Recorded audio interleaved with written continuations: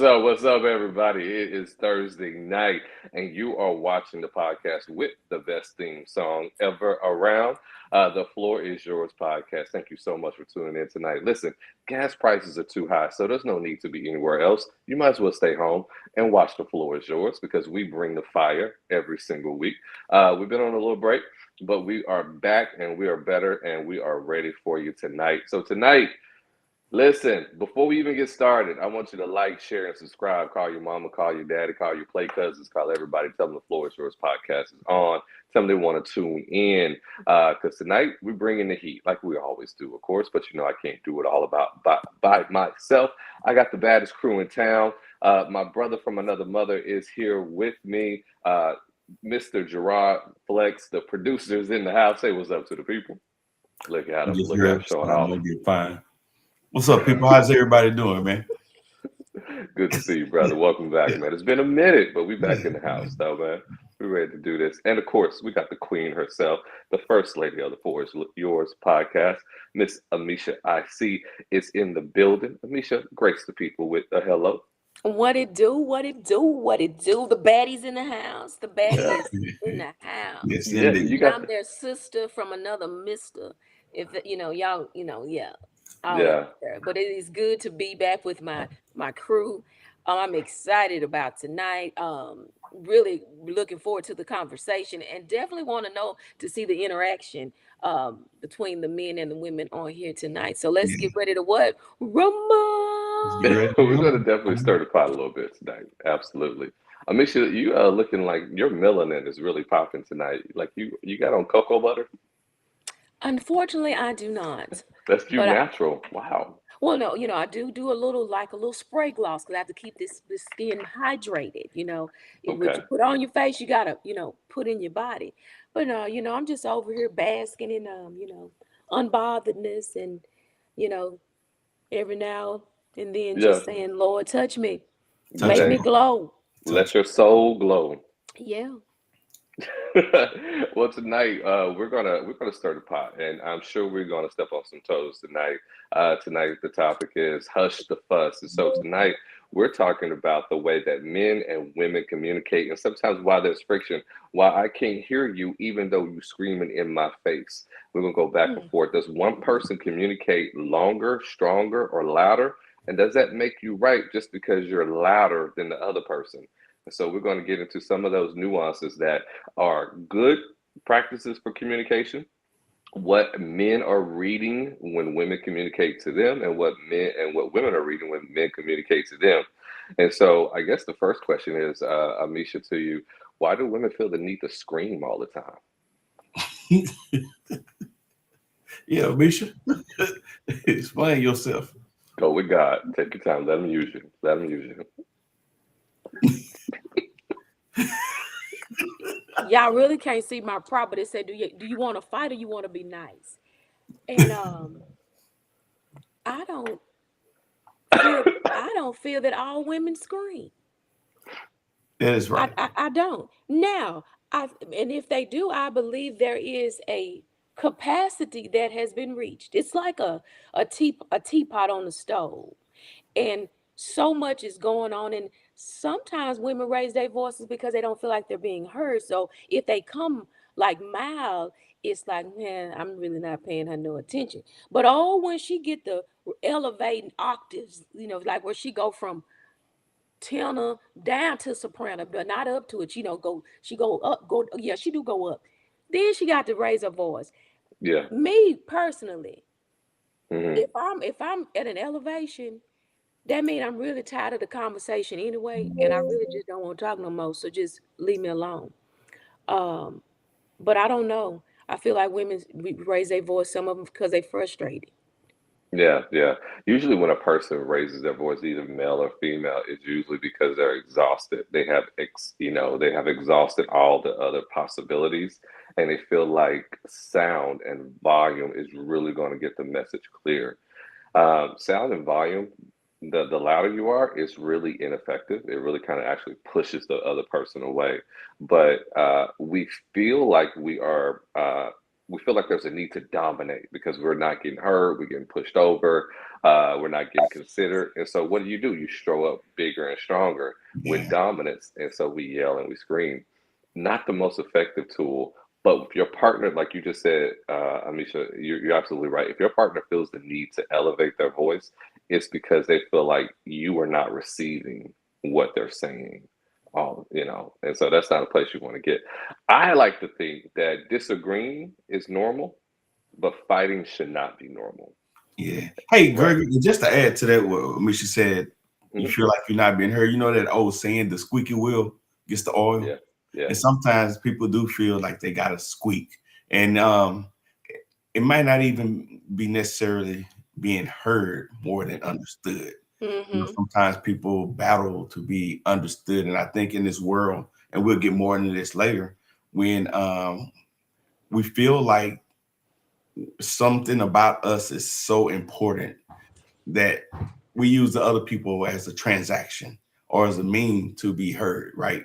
To flex my importance, and it almost takes away that other person's importance. One of the greatest forms of love is to listen to the other person, right? Hmm. You don't want to get too far in it because I know we're going to touch on a little of that later. But when a person is not heard and the focus, or they feel like they've not been heard, the focus now becomes being heard, and sometimes it's at the detriment of the not just the other person, but at the health of the relationship as well. So just wanted to throw that in there.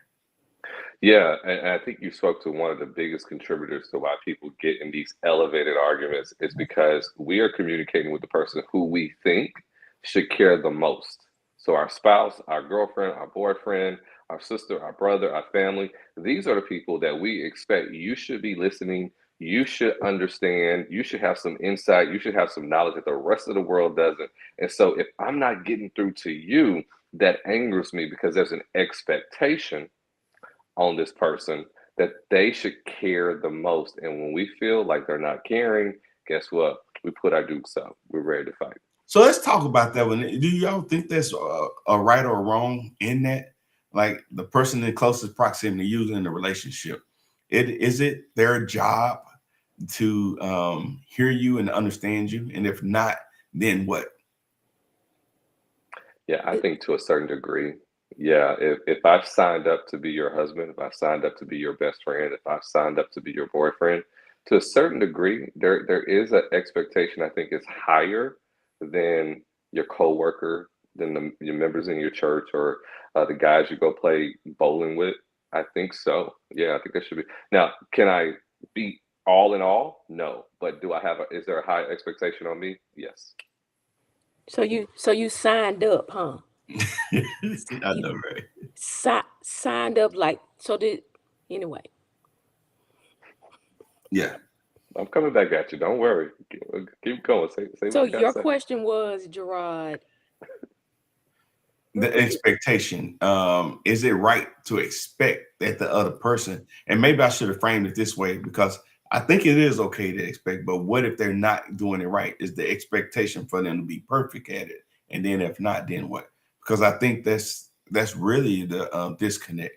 It's not most times people do want to know and they want to understand you and want to feel what you're going through, but I don't want to place the burden of perfection on my mate. Like you got to get it right, and if you don't get it right, then I assume the worst. You don't care. You're not listening. You're not understanding. And Right, Mm, I think because that's a lot of people process things differently. Because when I learning this thing, if I'm if I'm one that just can respond from a download that I don't have to sometimes take a long time to think, but the person that I'm communicating with is a bullet point communicator, and he got to have drop down boxes, and then he got to compartmentalize it by going one section at a time. Then there's like, dude, like you could be like, hurry up, or he could be like, what you saying? And so when you learn the style of communication is when it gets a little easier. But until you know that, there can be a bump in the road, a little turbulence there. And yeah. so are you willing to navigate a different angle to get better results? Well, you're absolutely right. I mean, so you hit on something that is like fundamental. It's like almost understanding your partner's love language is understanding their communication language. So in my relationship, I have a, I have a girlfriend. We've been together for a while now, and she's a bullet point person. So when I ask her about her day, she'll say, "I did this, I did this, I did this, I did this." And so I have this thing that I tell her, and don't nobody steal my stuff. But I have this thing that I tell her. I say, when I ask you how your day is, I want to hear the long version. I want to hear when you woke up, what coffee you had to drink, was there traffic on the way to work, what song did you listen to? I want to hear the long version. And so she and I have learned to kind of meet each other in the middle, because if we continued that way, if it wasn't an intention to kind of let me nurture your communication style, let me nurture yours, or take in consideration what you want to receive, then that will cause friction, that will cause distance. And so you're absolutely right, Amisha. People do process things differently, and if you're in a relationship that you love this person, be it siblings or whatever, you need to take in consideration how they receive information. So, and Yeah. the way the way you brung it, when you just displayed it on how you said it, I was kind of in a clutch pearl situation only because of wording. Go this way. She said she dropped it down as a bullet point, and then you said you came back and said, I want to hear the The long long story, version."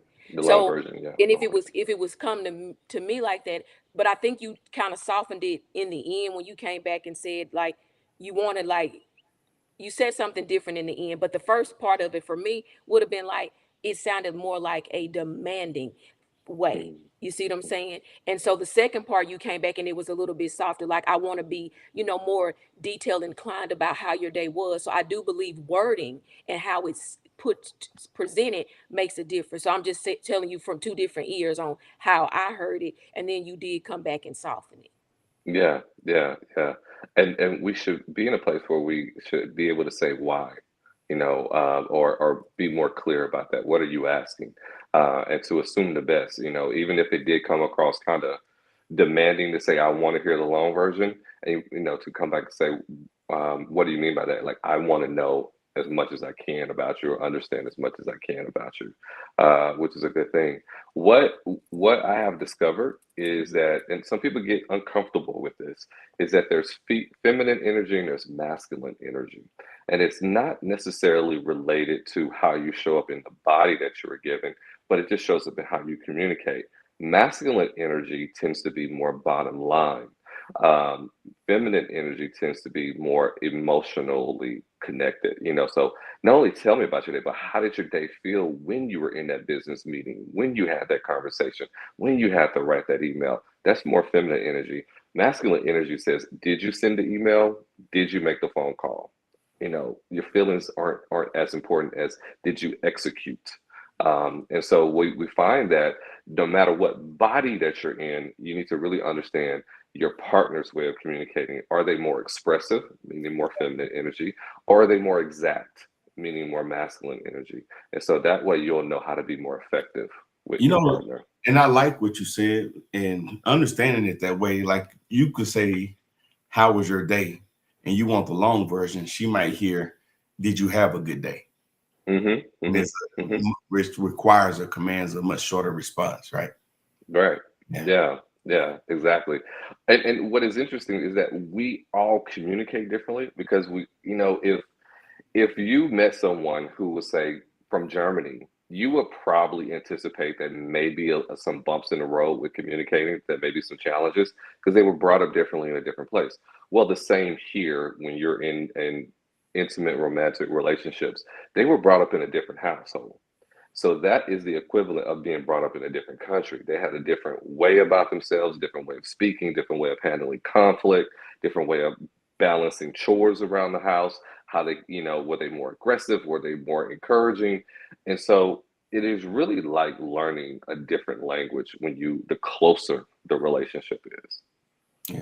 And you know what's crazy about that too is how willing you are changes. You know, in the beginning, let's be honest, a lot of us we all in. We head over heels Yeah. with each other, and the motivation is different. You're putting in that work initially, and I don't think anything is wrong with it necessarily changing, because you go into a different season once you're there. You're not trying to win somebody. Now you're trying to maintain something, and it requires Yeah. a different kind of energy. So I Oh my think that's God. a big part of it, is like understanding, like, you know what, I may have put my best foot forward initially, but I think a lot of people aren't aware of it in that sense, to know like things are going to change, and it'd be crazy to think that it's not going to change. Not that it's something different, but it just looks different when I'm in a different role. I'm not trying Yeah. to win you anymore. Now I have you. Now I'm trying to maintain. Yeah, yeah. When you get through the honeymoon phase, you enter into the building phase, and a lot of people get scared in that phase because they think like the butterflies aren't there. I'm not as excited when he calls me on the phone, or I don't get as giddy when I hear his voice anymore. That's not a bad thing. That's just a transition to now we can build. Now we're creating together. Now we have a little bit more of a reality Yeah. of who you are, who I am, your strengths and your weaknesses. So now we can execute. We can be more effective with each other. A lot of people get scared in that moment, thinking since the butterflies are gone, then the romance is gone. Yeah. Not true at all. Not true at all. Now you got the tools in your toolbox to do stuff with. But does however, do the butterflies and the honeymoon phase have to end though? I think there's a That's it. balance of a combin. Oh, I mean, y'all was screaming your faces down there. See y'all body I'm like, language no, right it there. don't have to end. It Like you, doesn't have to end. It doesn't Okay, have to guys, end. y'all just was went to. I'm like all this movement. Yeah, so I'm just saying, just with that, it doesn't, and I feel like when there becomes to be like, oh, I don't look at him like a certain way anymore. There's a disconnect somewhere. That's the first line of disconnect from me. If I begin to feel that way, then that's when that we need to go back and we need to talk about something. We need to bring it to the forefront, because if we don't, then it begins to sit there and fester. Then the next thing you know, we flatline it. That's just my 2 cents to that part. and that's the important part of it. I think, you nailed it. We say you need to talk about it, but I think it's talking from a point of understanding, because often we go into talking like, I got to show you why you are not the person that you were initially, versus understanding it. Like Gregory said, now we're in a big building phase. And if we look at it like that, you're right. The romance shouldn't stop. But here's the thing: if it's built only on romance, and romance is not a bad thing, but if it's not romantic, then sometimes people panic, and it's like, I deserve that high. And I think it's and I'm just putting it in the sense that it usually is. If a man is not 24/7 romantic, 24/7 chivalrous, I think people that's on that high from his behavior like that, they could panic. And now it's like, now he is constantly in what's the word I'm looking for? Not just maintaining or maintenance, but trying to elevate and keep that feeling going in you. And I think when you think it from a standpoint of communication, like, how do you communicate it without sounding like I'm changing up or switching up on you? And I think that's a question that a lot of people don't know that they need to even consider in a relationship. It's not a switch up; it's just a different phase of the relationship. Yeah, yeah, absolutely. Definitely Uh, communicate the phase though, because sometimes we just move the phases and we don't even say or we're building. Because most, when it comes to building, some people when they build, they start one way and completely erase the way they Yeah. started. So that's what I'm getting at. Don't Let's ease our way into it. But when you completely like, oh, I'm turning a page and this is another chapter, and we don't have anything to fall back on, but the only time we fall back on it is when we get to a breaking point, and then we go back to square one to try Yeah. to do all the things that we did in the beginning to revive the relationship. So Gregory, is whose responsibility? I think it's a shared responsibility. Let me say it this way: if you feel that this man is the best of the best and do no wrong, I think it's incumbent on you to put everything in perspective and ask the questions like, hey, I get it. Hey, in the beginning, we can go and go and go, but should we pause? Should we slow down? Is this realistic, that you can maintain this high level of being, right? Because again, I get what you're saying. You don't want a person to send his representative to you in the beginning. And that's not who he really is. But also, how do you have those conversations? And it's more than just what's your favorite color, what's your favorite Mm-hmm. food, and where do Mm-hmm. you want to go on vacation? Like to slow down and say, hey, are you being you? And is this maintainable? And if it is, then good and well. But I think we all know we've been on these years enough to know that people are going to put their best foot forward, which is not a Yeah. bad thing. But how much is that is sustainable throughout the relationship? Yeah, yeah, that momentum is not sustainable long term. But first, I do want to say this. The honeymoon phase is a choice. You get to choose how long it is or how short it is. And what that means is you wake up with intentionality and choosing to love and care for that person. You're choosing to make this person special in your eyes. So the honeymoon phase never has to end. But what does happen is that your nervous system begins to settle. Your nervous system begins to calm. Like, oh, wow, I loved this person. When I first met him, I was giddy and couldn't stop smiling every time I was around them. But now my nervous system is a bit more calm. I haven't lost any of the affection I have for them, but I feel just a little bit more calmer now when I'm with them. And that's a good place to be because that gives you better reasoning skills also when your nervous system is calm. Now we can have a conversation. We can look at it 360. So you do want to transition a bit to the building phase because that gives you better reasoning skills. You're not so as flooded with those endorphins that it's like, oh, whatever you want, whatever you say, we'll do it your way, whatever whatever you like. It's not like that anymore. Now we can have a discussion. But the representative is not maintainable for the entire length of any relationship. What is important to do is that when one person feels like, hey, I'm needing some extra hugs, some extra kisses, some extra warm fuzzies, to tap your person on the shoulder and say, let's take a pause just for us. I know we got the kids. I know we're buying the house. I know we're saving money. I know we're working on 401ks and investments and all those things, but maybe can we just go away for a weekend? Or maybe can we go for a picnic? What you will find in relationships is that those needs don't always pop up at the same time for each of the partners. It's very rare that Mhm. both partners say, hey, I'm missing that connection at the same time. What happens more often than not is one person feels neglected. And you do want to pause. When one person feels neglected, that's reason enough to take a pause and go, let's go invest in us. Let's go on a date. Let's forget about remodeling the house, whatever the issue may be at the time, and focus on us. Yeah. Good. That's good. Hey, so we got a question here. I want before we go Hmm. further to the discussion. We got and to the people in the audience, get the questions come in, and we're gonna make sure we get to them. But this one's from one of our good buddies, Misha. Mr. Hart or Torrance. He's Hey, hey, how yeah, are you? our friend. But he says, I think people get confused with great physical attraction and a real soulmate. You're right, they do confuse those, right? But can you all speak on that? And Gregory, you kind of just touched on it, like that feeling that comes and initially is not, what's always going to be there. But can both of y'all touch on this one? How people get confused physical attraction and think it's their soulmate.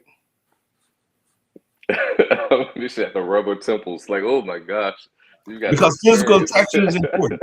Physical attraction is important, right? It But is important. It is yeah, important, but it is not a primary need though. But it is important. It is not something that should be the foundation of a relationship, but it can be a great accessory to a relationship. It is a requirement to be attracted to your partner. You have to have it, but it shouldn't be the biggest reason why you're with this person because looks fade. And to be honest, there's always going to be someone else more attractive at the supermarket, at the gas station, at your job, right? So what you want is like, yes, I am attracted to you, but more so than that, I like you and I respect you and I admire you because of your values, your morals, your work ethic, your integrity. So, in addition to physical attraction, it has to be some things that are not as yeah. temporary as physical attraction because it changes over time. So, with this particular question, I'm gonna say this real quick, and I know Anisha's gonna have something really good to say. Mm, There is a difference between a luster and a lover. When you look at the activities, both of them are actually doing the same thing. Lusters and lovers are doing the same thing. But when you're a lover, you're saying that your pleasure is just as important to me as my own. A luster just says I only want my own. And so you can know the difference between a soulmate and someone you just have great physical attraction to is if that other person's pleasure, emotions, safety is just as important to you as your own. So that's the difference between a luster and a lover. I can dig that. I can dig that. That's a Hmm. lot. Make sure what you want to follow up with that. Yeah, because I think we get confused with physical attraction. I was I was married, Okay. and That's there was okay to say. no, because I mean I had two, so I mean you can figure out who you want to. You can pick who you want to think it is. I don't care. There's an attraction, but however, when the disconnect came, because soulmate is where you. Because I wanted to make sure I pulled it up and I was reading over them. So I promise that there's a deep, found, profound, and often divinely ordained connection and characterized by intense mutual understanding, acceptance, and love. So even though the physical attraction could be there, if there's a disconnect with all of that, the attraction of him didn't even matter. Mm, And so you could see somebody and be like, oh, he look good, and people think you look good together. But when the disconnect of the souls that are not meeting, it don't even matter no more. I'm willing to say you can look good with somebody else because there is something that that we're not connecting in a way that is fulfilling for this to be something that grows and that we grow together and we can have a strong, pulse and a strong heartbeat. And so physical attraction, I'd rather have somebody that I'm connected to, that there is a sex appeal about them. And not I'm not talking about sexual like laying down with them, but there's something about their character that draws me. And he may not be the most attractive. And I think that's what, like you said, you got to get past that because sometimes we want to find it, not me, because I don't want no woman, but you want to find this chick. But mentally, she's not sustainable. She doesn't know how to pour into you, those different things. And so we get caught up in that, thinking that the spouse has to be, top tier. Like I've always told when we're on the floor is yours. I always wanted a tall glass of water, but I've always told you I've been left parched, thirsty, needing something. And so knowing how to change all of those things around. So, but that's only because now I've been through something. I've journeyed through this to be able to talk about it now. Because back then it would have been a totally different story. And so now, as I've matured and gotten a place of understanding and really focusing internally on me, on what that looks like as a mirror of who I'm with, when I'm looking at the person that I'm with, do I see enough of me connected to the soul component of him that we connect in those areas that we move in sync with one another. yeah, Well, that's that was good. And you spoke about the number one quality that a man must possess for a woman to submit to him. Because men are always like, I want a woman to submit. Is in order for a man to feel respected, he has to demonstrate a quality that she admires. So what we have learned is that when a woman admires a man, she has respect for a man. It's easier for her to submit to a man. It's not based on his looks. It's not even based on his income. Hmm. What it is based on is his integrity and his character. Is Does she find him admirable? Does she find him someone that is respectful, that lives with integrity? So you're absolutely right, Amisha, with that. Physical attraction is is part of the recipe, but it's not the main ingredient for a successful relationship. and I'll say this, and with somebody, it may be their main ingredient. Right. So Mm. I just want to put it that way, but you cannot omit some of those other. And I wish we could, if we broke down even on the screen what soulmate is, I think it'll be some of those things that you just explained, Gregory. So it would be an attraction to not just the physical, but also the mental, the emotional, his trustworthiness, his just a boatload of other things that we often don't think of other than those things that we readily see. And I think part of it, and y'all let me know if you agree with this, sometimes and most times failed relationships are built on what not only what I see in that person, but hopefully I can go back and show him or her off to the people that are important to me, like my family and friends. And guess what that usually is? It's the physical. It's the physical, how he or she dresses, how they look, the body build, skin tone, hair, those things like that. To Gregory point, those things that'll go away. But is he worthy of your trust? Is he committed? Is he patient? Is he kind?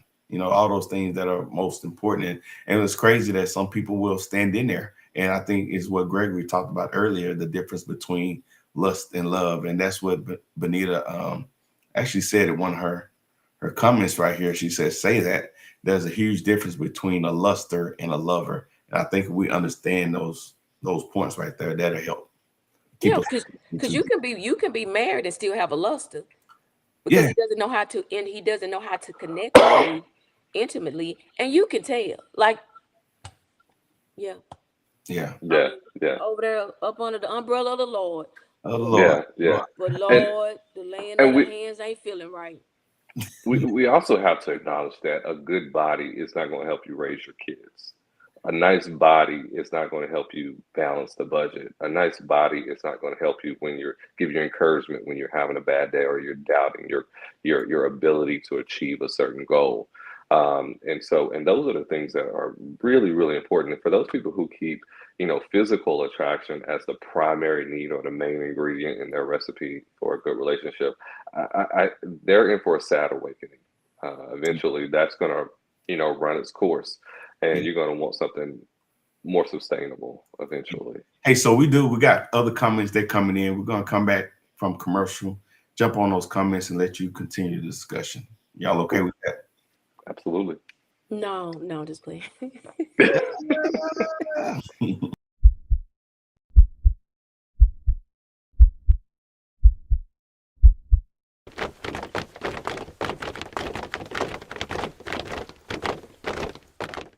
View it as a form of empowerment or like a linguistic reappropriation, as some argue that it continues to carry the weight of oppression and should be done away with immediately. How does today's music, namely rap music, play a part in the use of such a derogatory word? We'll talk about that. As we know, rap music has an immense influence. Oh, that's going to be a good conversation. Oh Yeah. That's a really good one. I think it's surprising that we haven't landed that plane yet on that particular issue. I don't think it's meant to be landed, though. I think when you look at words and how they do evolve, I mean, that don't take away the sting from other people. But when you got 8 billion people on this planet, we do look at things differently, and they affect us differently, and we prioritize them differently. I mean, when you're trying to figure out how to coexist, I think you do have to take those things into account. But I'm going to be honest that you're never going to see eye to eye on everything. And there's some bad actors out there that know that it's offensive, and they're going to use it in an offensive way under the guise of free speech or whatnot. But, not to get too far in that episode because I don't want to give it away. Go to the Mogul Media, Mogul TV Global platform, and you'll see all that episode and so many more powerful episodes that talk about some of the hard-hitting topics. So Mogul TV Global, go check them out. Yeah, we're talking about hush the fuss and how sometimes communication can kind of get stagnant or get challenged in a relationship. And we've talked about this already, but then, you have to really understand what is your person's needs for reasoning and processing. So there are people out there that we call contemplators, and a contemplator is an individual that needs an extended period of time before they make a decision. So they may say, before I buy this car, I want to do an exhaustive research on all the cars on the market, which one is best. And so it may take them 30 to 60 days before they actually buy a car. Then you have people who are more immediate, and they're like, hey, this is the color I like. Let me go get it this weekend. And so if you're in a relationship and you have someone who's more immediate and someone who's a contemplator, then that can cause a lot of friction. What happens is that when we have those differences of opinion, is one person wants to have the perception of my way is better. And you're in a relationship, one of the things is there may be better choices to be made, but no one has a better perception. Everybody's perception is equally valued, although there is a better choice to be made. versus like buying a car. We should not just buy a car because of the color. We should actually do some research. But it shouldn't take us 90 days to make a decision either about what car we want also. So, but both of those perspectives are valued. And so what we have a lot of friction in relationships is we don't respect the value of the other person's position because it seems so extreme. It just seems like that you're either too quick or you're too long with making the decision. And when you devalue your partner's position is when a lot of the frustration occurs because we're in this relationship because you make me feel special, you make me feel seen, you make me feel important. And when you don't, that's when the fix hits the shan. Yeah, and I agree. I think that's the long way of saying that value me like I value you, right? Yeah. And we all see things differently. And how do you, when you're trying to come together and make a decision that's good for the relationship in this patriarchal type relationship where the man often is the decision maker, and he's making it based off the relationship, and the woman wants it because I don't know, she wants a nice red BMW. Is it wrong to sacrifice for her? Well, therein lies the issue right there. We already determined who's the decision maker, who's the tiebreaker. We've already said that the man is the tiebreaker. He's the decision maker, and every household doesn't necessarily operate that way. And so we got to go back to how do we operate more as a partnership, or is this a patriarchy here in this house? And so that could be a source of friction as well. Amisha, would you like to expand on that? I like that he went back to it. That's the problem. I'm composed. I'm screaming on the inside, but I'm composed. Because you said the man is the what? Just what Tamika said. You say what? Wait a minute. Bro, I need just run it back real slow for me. Please. He said that the man is the decision maker, so that's the problem. So he said that he's the final, like if it's a final word decision that he get the final word. Yes, that's what Gerard said. Yeah, that's like me being a son. That's like being I'm sunshine with a rain cloud, and if he raining like that, he about to be by himself.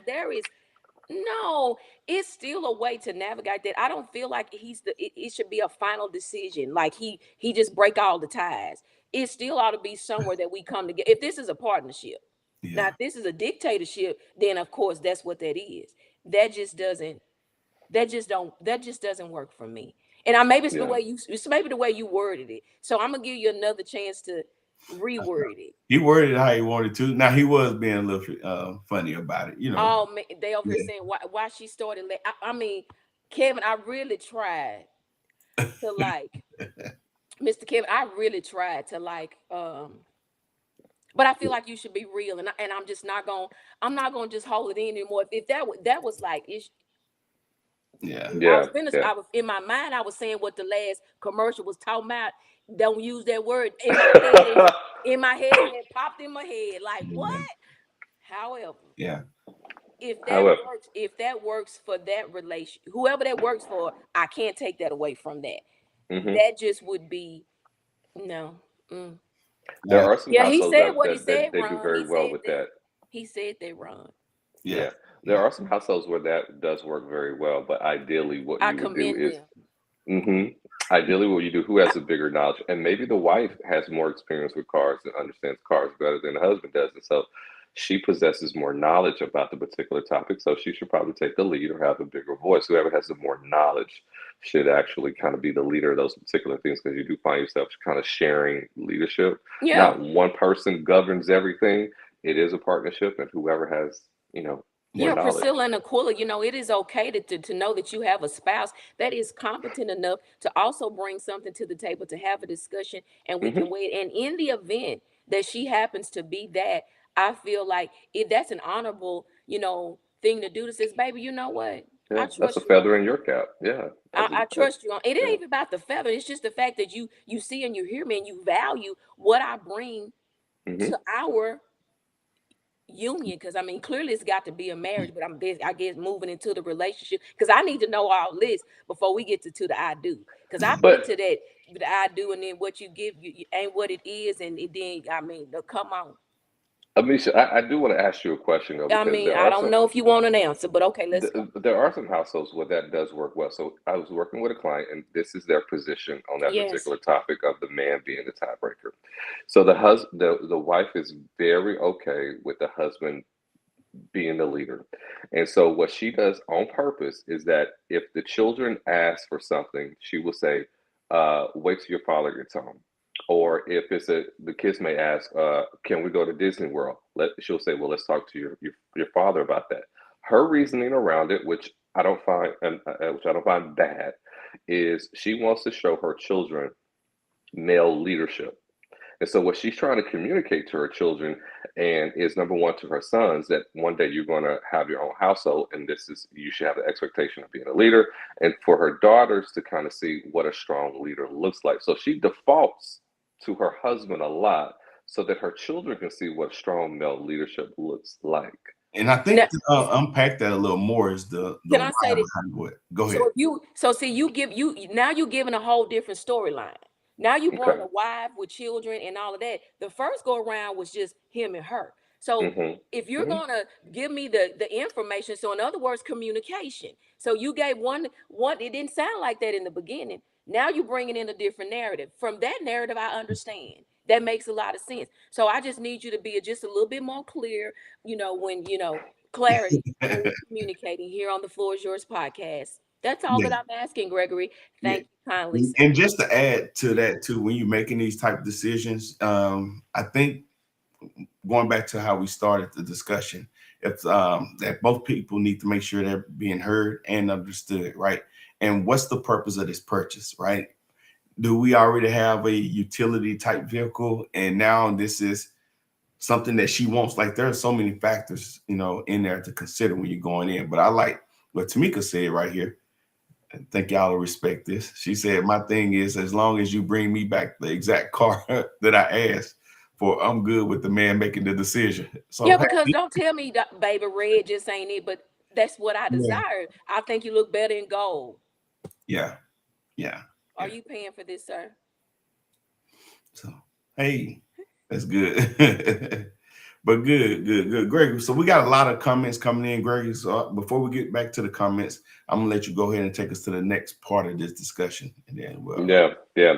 What we want to avoid, though, I keep taking my glasses on and off. What we want to avoid in relationship is where we get to a place where all we're doing is communicating at intense levels.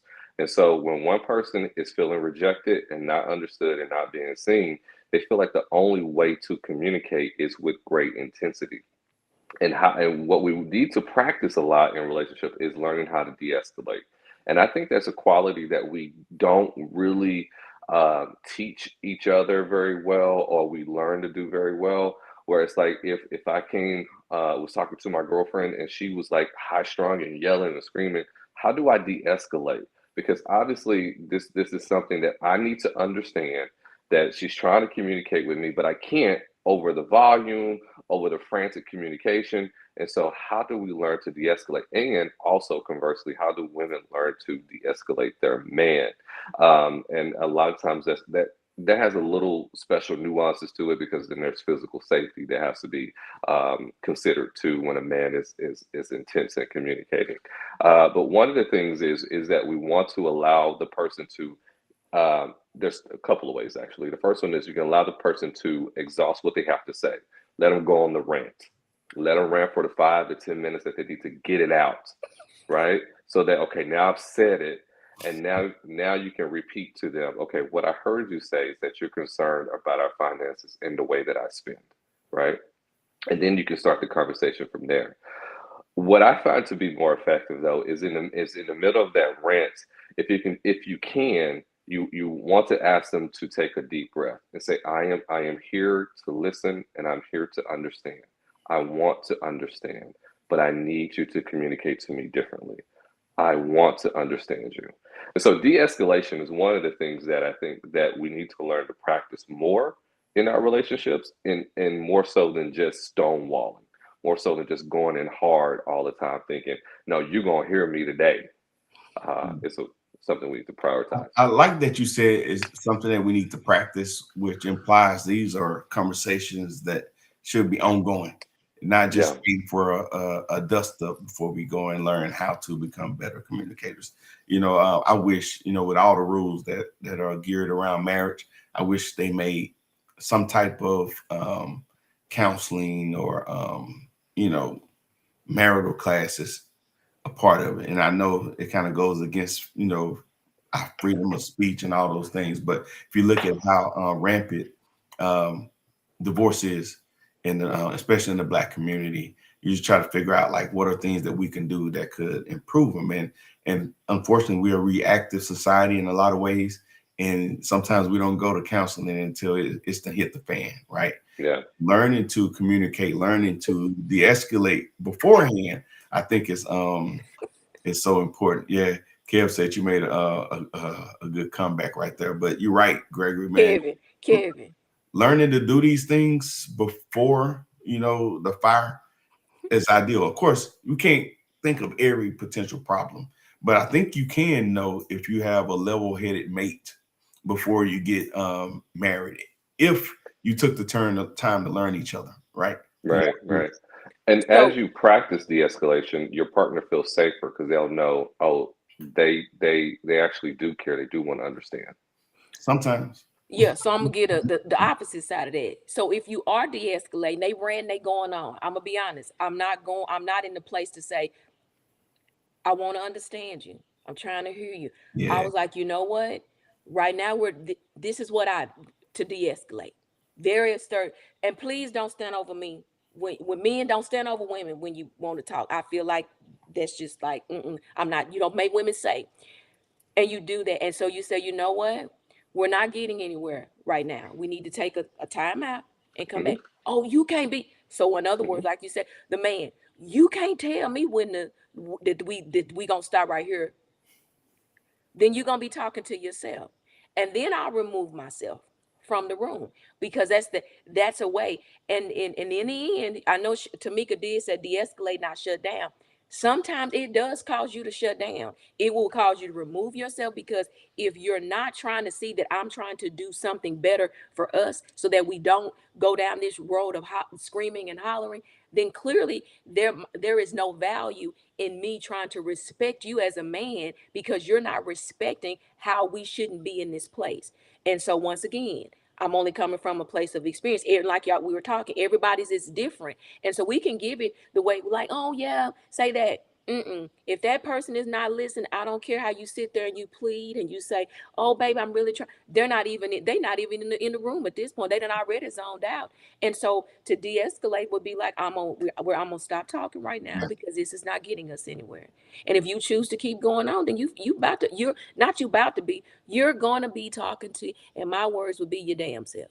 Yeah. And Hmm. you know what? And I just can't say this enough and stress it enough.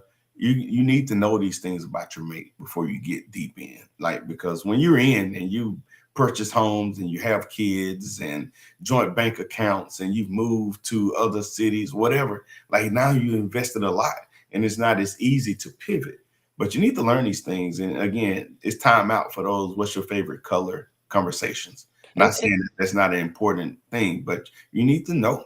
And let me add this. And Mhm. sometimes because we talk more about the family that's already together. You got to now navigate when you got blended families and you're bringing your children into something because now you have to now you add in, you come out of your own space, bringing them into a space, and then you have to uproot them out of something and do it again. So there's a big ripple effect with that. It's an easy, you kind of, I think people probably put in more work when they have children. I don't of together, but you have to look now. We're living in a time where it is blended families, and Yeah. you have to know that when you bring in other children into things that you're loving them and all that. When we do all this, not like you said, doing it, we do the false representation in the beginning, and we get into it, Yeah. and all these things come out. Then now we've got children that are affected by what we didn't really truly address, and now they have to be displaced and start over, and Yeah. and all of these different things. So it definitely is deeper, to For this sure. thing here. Yeah. Yeah. One thing I do want to stress is for the women. If you feel like you cannot de-escalate the man, Amisha is 100% correct. Remove yourself from that situation. If he doesn't seem like he can calm down, or you can't calm him down, he can't calm himself down, then just remove yourself. Yeah, because no amount of talking is going to correct that level of disrespect anyway. So Hmm. I love what Tamika said. That's true too. what did she say? Let's see. She said men should seek emotionally mature women and women should seek emotionally mature men. This should help to prevent some of these issues that linger. And that is definitely true. Because you can definitely be in two different places. Because men, what I've learned is they talk about filling up your love tank and that if they're providing and all of these different things, but if the emotional part isn't there, then you can do all the financial planning and paying the bills and all that. But when it comes to communicating and emotionally showing up, if that is out the way, it's not even exist, then there definitely is an Yeah, issue there, and it can definitely end a marriage or in relationships. Because yeah, you can be the best provider, but if you are emotionally not available to listen, to communicate. And that's the one thing, communication is the key to everything we do in life. And when we look at it, men and women, because I'm not just putting it on the men, we communicate so much more effectively when we at our jobs. We communicate more with the dog. We water the plant and talk to it, and the plant won't even talk back. But you'll know that something is wrong when that plant get wilted. And you'll go over there and tend to it to bring it back to life. But when we look at our partners and we see that there's something that we've drained them or we haven't met them, yeah, we don't pay that much attention to them to know that if even if something, the body language changes, that we should automatically be able to connect with that thing and go and tend to it, or to have a conversation about it. So yeah. That yeah. goes back to what we said earlier about we see the person we're in a relationship with as um, uh, not everybody, but unhealthy people look at it as the means to an end. Like Mm, I'm with you so that I can be fulfilled. And we mm, got all these things of what I want in a relationship, but not focusing on what I can be in a relationship. I like what Tamika said when talking about removing. She said, remove myself or she's gonna remove him.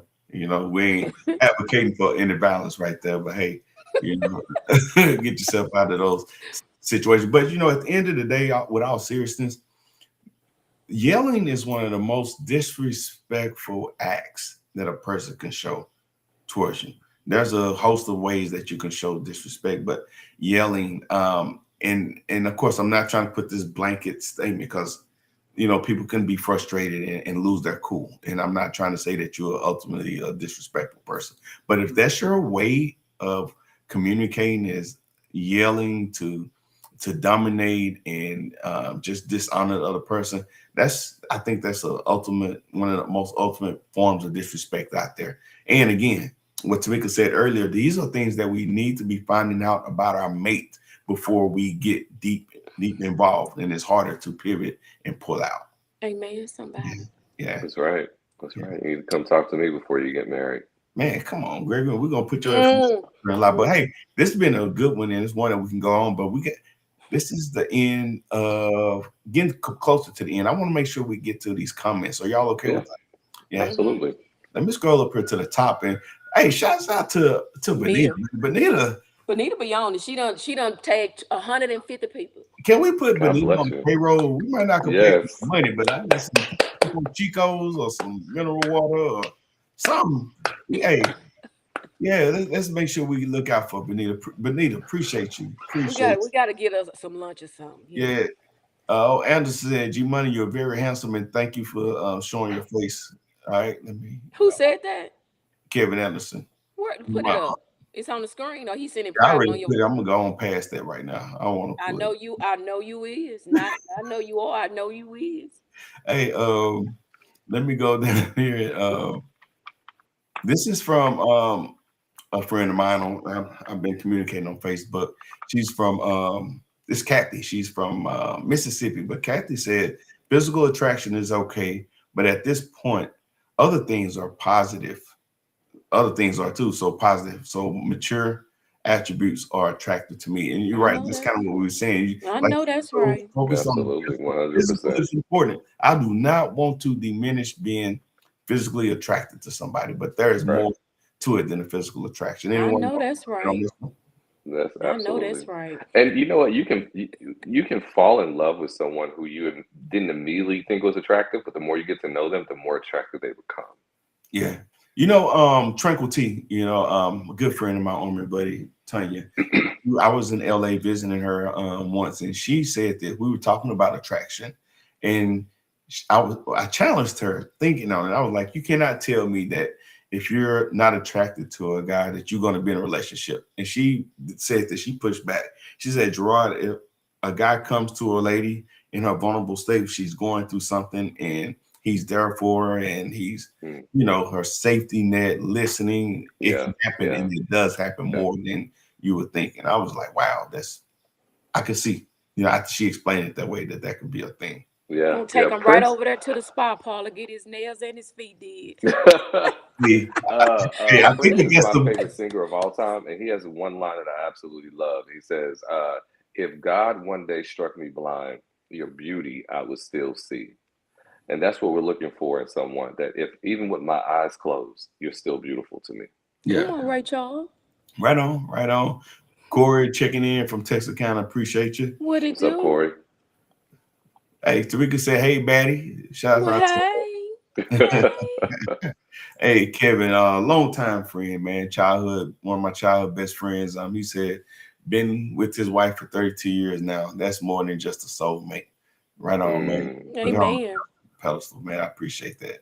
When I see that, Benita said, too many people start off with the lusting part, sex, and then that's all they have.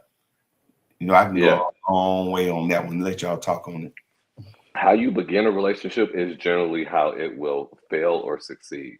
And so for women, if you start a relationship off and you're saying, listen, I'll pay for the first date or I'll come pick you up, he's going to get programmed in his mind thinking, oh, this is how our relationship goes. Or if you give sex too soon, oh, the foundation of our relationship is she takes care of me. The foundation is sex. So how you start a relationship is generally is what's going to make it succeed or what's going to make it fail. So be careful how you start. Yeah. Miss, you want to add some of that? Yeah, I'm glad I didn't start with it, child. But the way I didn't start with it is the way I ended it. Read between the lines. Right on, right on. Hey, Tarika said, what about the people claiming someone as their soulmate, but it's one-sided? Oh, Oh, man. Come on. Man. Greg, I know you got some wisdom for this one. That is a person that is delusional. That person isn't based in reality, and so there's going to be some reciprocity if this is truly your soulmate. It's going to be a two-way street. So if it's just one-sided, then that's a delusional person. That's a wish. That's not reality. Yeah. Yeah. And Benita said what you just said. That's delusional. delusional. Okay, argue with that one right there. Yeah. Kevin said, if you don't know the meaning between lust and love, then you're already lost in finding the Finding the right right person. Might as well just have sex and keep it moving. Hey, and there it is. Might well just not give don't even have sex because then they'll be wanting to chase after you. Kevin said, if you need some more Stop it. relationship advice, hit him up. He got you. I mean, he on it. Yeah. No. Sex is sacred. It should be reserved for only the special of the most special people that you meet in life.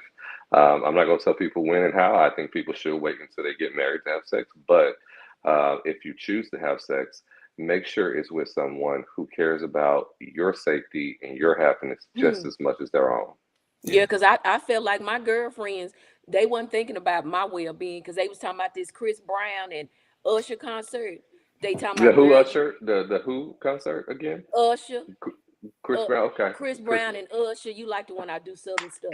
That Yeah. Usher. And they was over there talking about, girl, you ought to come with us. You know what I told them?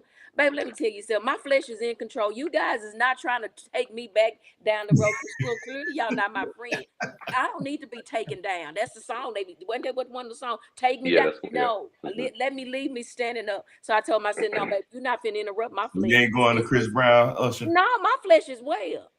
You try to keep it that way, huh? Oh, baby, they can go over there. I just want them to. I told them I may need a paddy wagon because half of y'all boyfriends gonna be out there outside looking for you anyway. And I just pick them up, and take them home, so they won't go to jail. Oh yeah, Chris Brown and Usher breaking down breaking relationship. people up. It's gonna, the divorce rate is about to Be careful. spike. If your Yeah, wife so they wasn't looking out for my well-being. I hope they watching this too. Yeah, speaking of healthy communication, if you're taking your spouse or your mate to the concert, y'all better have a conversation about them getting on that stage. So you ain't surprised by anything, right? So Benita said this is when we were talking about decision making. She said her late husband was ultimately the decision maker. However, he tended to make the decision he knew I agree with. And I think like that's that. how you got to take it into account. You know, to trust, and for women, and I've heard this from plenty of women and read it, to submit to a man's headship requires a level of trust and comfort that most people don't even know exists. You know, and if you want to be honest, it's one of those things that you get there, you might have the idea of I'm going to submit to his leadership, but the minute that he says something that, and I should say something, but more, you know, emotionally, or something that you're convicted about, that he says no, then it can be troubling. But if it's a level of trust, we know it's not always about being comfortable about the decision, but trusting the decision that he makes. Absolutely. And even when you don't trust trust it, I mean, if it ain't something where it's taking you off the cliff, right, off the ledge, Right. it's something Yeah. that you can address. Hopefully that y'all have that built into y'all's relationship, that you can talk about that. And one of the things too, and I agree with everything you said, Gerard. One of the things I think men need to receive is that is something that is built over time. It doesn't mean you immediately get it just Yeah, because you say I do. like There's something in business before an investor invests in a business, they're looking for a proven working model. A proven working model, meaning over time, has this product done what it is supposed to do? And women are looking for the same thing, a proven working model over time. Are you able to do what you said that you're going to do? And once you show that, then their trust is there. They can submit to your headship. yeah, and that's good. That's good. Tamika was said earlier, either she's gonna remove herself or she's gonna remove him. And this kind of like a follow up. She said, in the words of her baby girl, you'll get Mike Tyson 1-2 punch. Do not stand And a over her. pimple. And we're making a joke out Yeah, of don't this. stand over That's me. a real thing. Like, men that try to intimidate their women, and it happens the other way around too, but more so we see it with men. That's not love. That is not love at all. Misha, one of your favorite verses in 1 Corinthians 13 says that love does Love is not not demand its own way. yeah, and I think if we put that and let that be a pillar of how we express love, you Mhm. know, and I say this all the time, where there's an abundance of rules and do's and don'ts, there's an absence of love. So I think love is free. Now, that don't mean that person gets to go out and do and be everything that they want to do, because if they love you too, they're going to conduct themselves accordingly. But I think you got to be careful about being demanding and dominating over people to try to get your way. Yeah. These comments Yeah. are good. Yeah. I will say this, and this may ruffle Amisha's feathers, is that when I look at my household, I am the president of my household. My spouse will be my chief advisor. And so even though I'm the president, I don't make a decision without consulting my chief advisor. Yeah. So Misha, like why that. did you think that was gonna ruffle my feathers? Because that was really the most softest Elegant. romantic thing that you could have said. I mean, if you would have Thank you. just kind of led, I mean, but I know you be trying to ruffle me up. Hey, But like Kevin said earlier, you did a comeback. And I can get that because there is a communication that has to be done between the chief advisor and the president. But you got to be Mhm. on the same, you got to be willing to talk about that thing. I get it. So I'm not ruffled.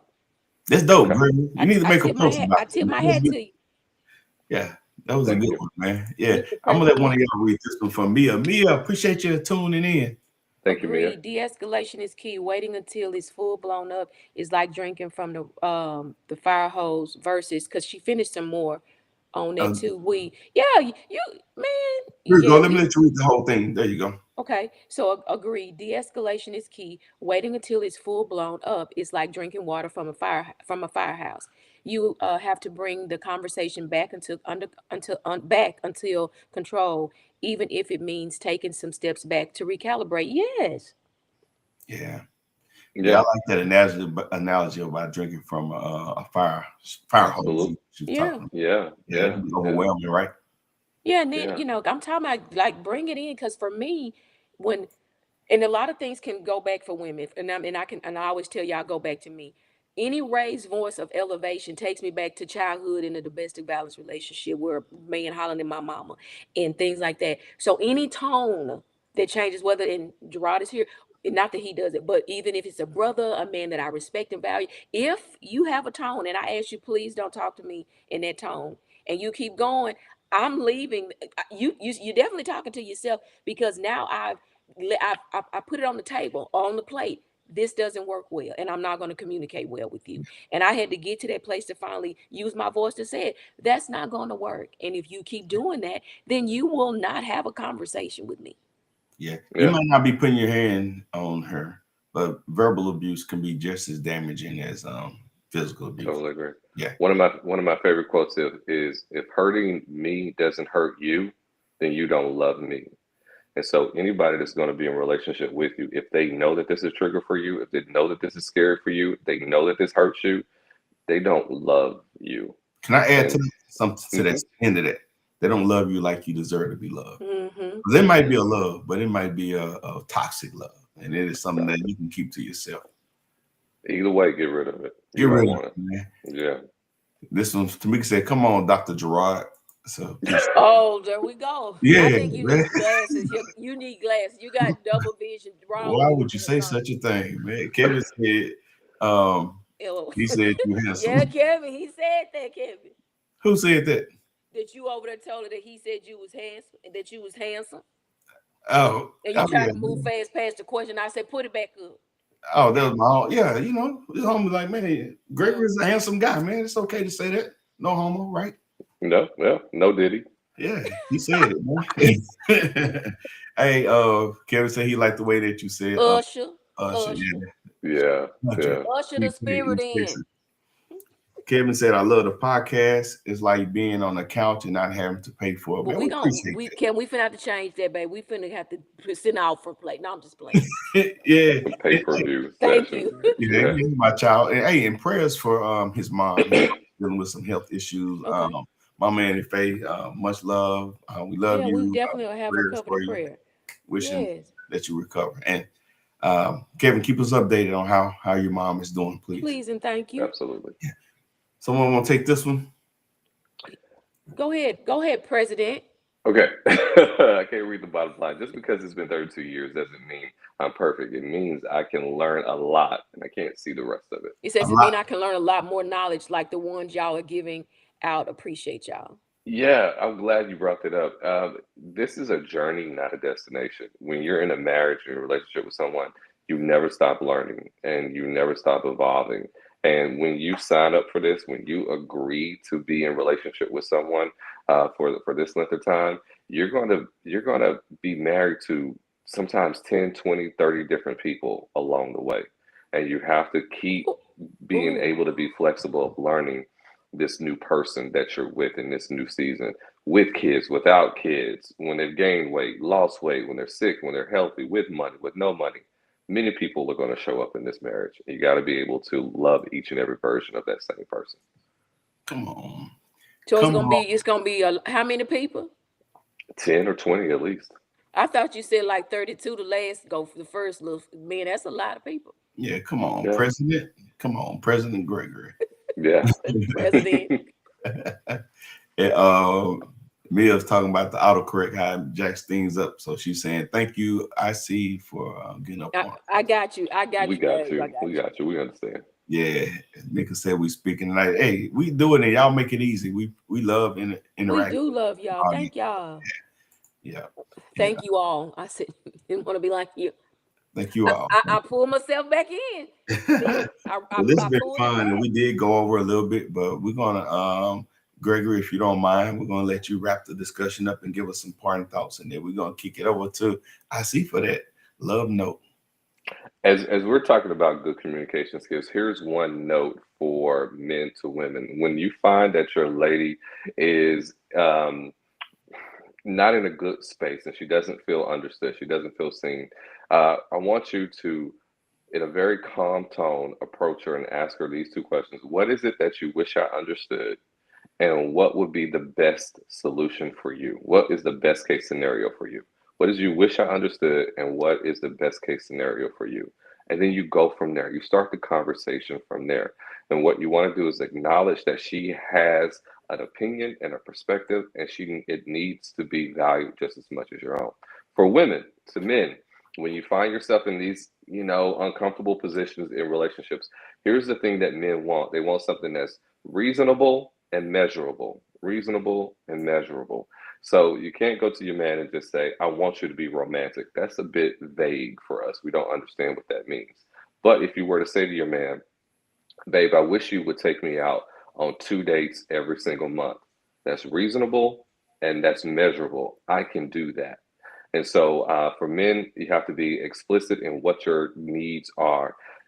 It would be nice if we could, read your mind, but we can't all the time. And so reasonable and measurable. And if he's a good man, this is a tip for the men, this is the asterisk for the men, he will exceed what you have just requested.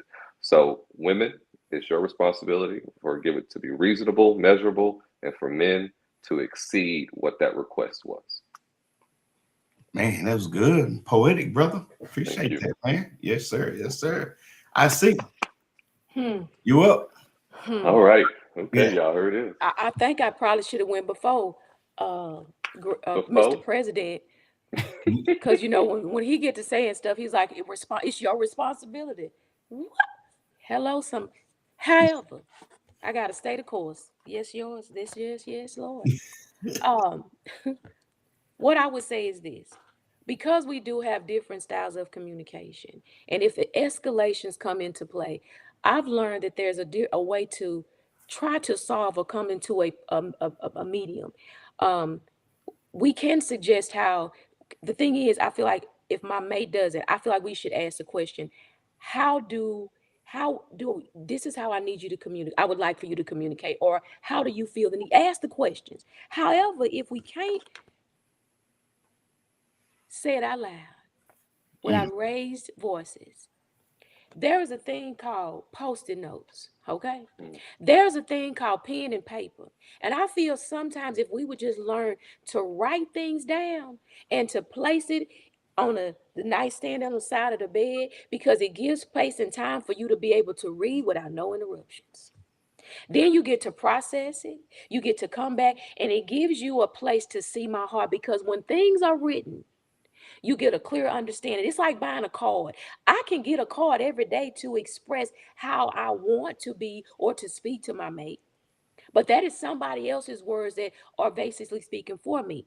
It's always the intentionality when you write the extra something in the card that lets them know that these are sentiments of how I feel, but this is of how I want to express, but then this is what I can add to it so that you definitely hear me. And I feel like when we write, we are able to do it from a place that there is no noise, nothing to obscure how we're hearing it, but you get to read on that. It's like reading the word. When you read that word, there is nothing to interrupt you. And you finally get to see as you flip through the page that there is a story that's being told, whether that is you got to correct some things, that you got to straighten up some things, or how Jesus loves us. And if we take those things, because this is covenant relationships, and apply that like we do that word when we read, I promise you the pages that you turn to write in the next chapter of us developing and growing together, oh, it'll be the book, the Psalm of Psalms over there. You hear me?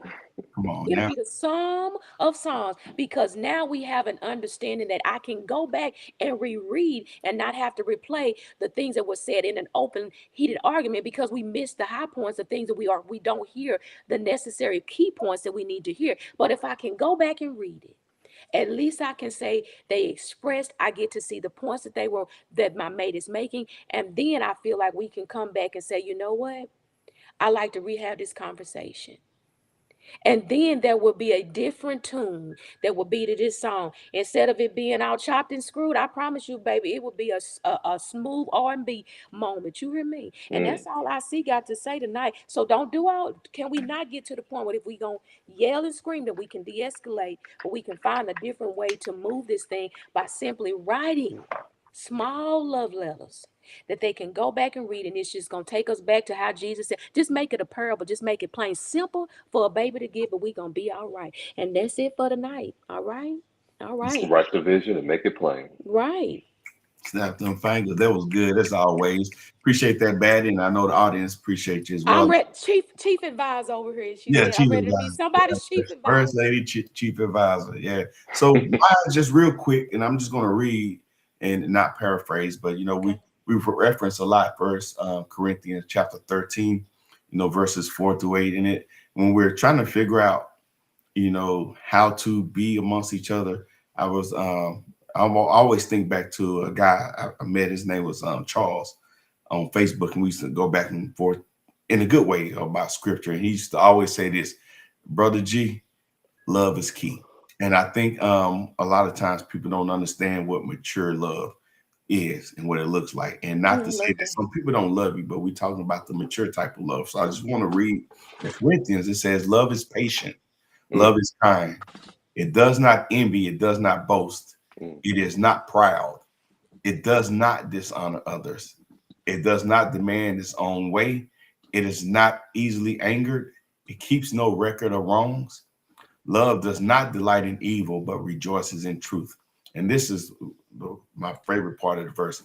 It said it always protects, always trusts, always hopes, and always perseveres. So I think if we get a high mark of what love should look like and compare our actions and our thinking against it, it gives us something to pursue. Not that we're going to do it perfectly, but we know that that's the mark, and we can go in and try to at least mimic those behaviors, because as Paul said in Romans, he said, love does no harm to each other. And I think if that's the mark, that we'll be okay. So 2020, 2026, mature love, baby. Mature. That's my hashtag 2020. Mature love.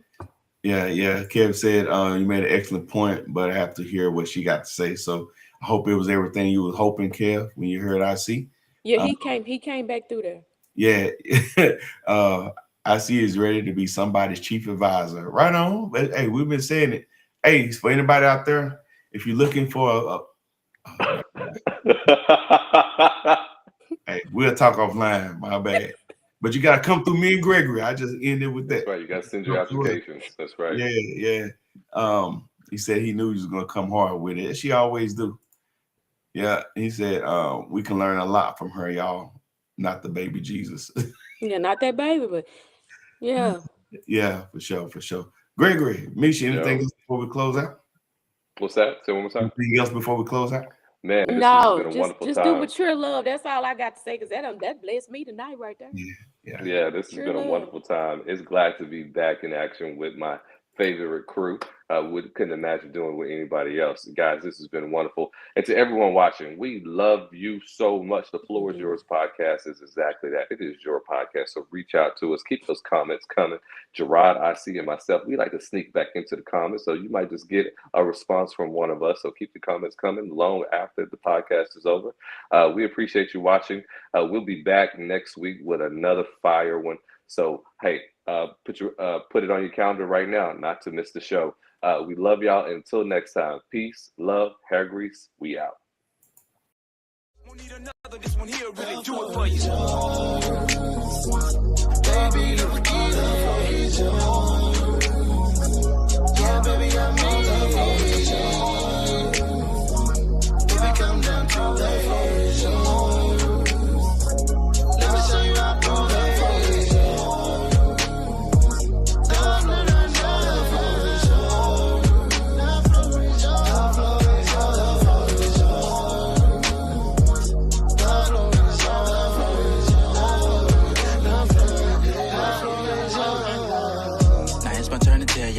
big bro Gerard.